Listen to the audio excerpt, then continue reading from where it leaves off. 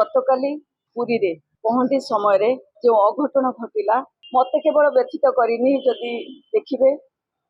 4.5 कोटी ओडिया तथा विश्वर कोटि कोटि जगन्नाथ प्रेमी को गभीर आघात देछि भावावेग को बहुत ठेस पहुंची से जहाँ को भल पाती जी प्राण केन्द्र जो अंतरात्मा रुहे से जो भली भाव पड़गले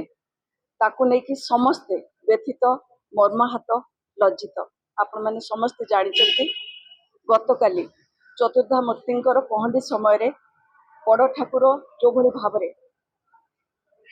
पड़गले तले पड़गले समस्त को से घटना अत्यंत मर्माहत करिछि व्यथित करिछि जेकोसी लोक जी भी भगवान को टिके भल पाती जी चतुर्धामूर्ति को टिके भी मने पकाती इटा गोटे अत्यंत लज्जाकर घटना होती जो कि 4.5 कोटी ओडिया आज समस्ते कांदुचंती मन दुखरे अछंती। एई भली एक अभावनीय घटना एक अत्यंत लज्जाकर घटना विषय आमे भाविथिलु जे किछि सरकार से विषय कथबार्ता करिवे किंतु जो भली भावरे उपमुख्यमंत्री एवं आईन मंत्री तांकर मंतव्य देले से मंतव्य आम समस्त को आहुरी व्यथित करिछि। आपण देखिबे जे प्रत्येक ओडिया आज कोठी ना कोठी अत्यंत दुखर सहित से ताकू नेइचंती से माने कहिले जे ये होची महाप्रभुंकर इच्छा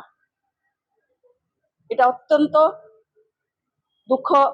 समस्त को देइछि समस्त को मर्माहत करिछि। आमे समस्त को अनुरोध करुचु सरकार नीलाद्री विजय पर्यंत यही रथ यात्रा को सुचारू रूपे तुलांतु एवं जेमिति महाप्रभुंकर कौनसी असुविधा न हुए रथ यात्रा रे सेमिति कार्यक्रम करंतु समस्त को आमे अनुरोध करुचु समस्त एथिरे सहयोग करंतु।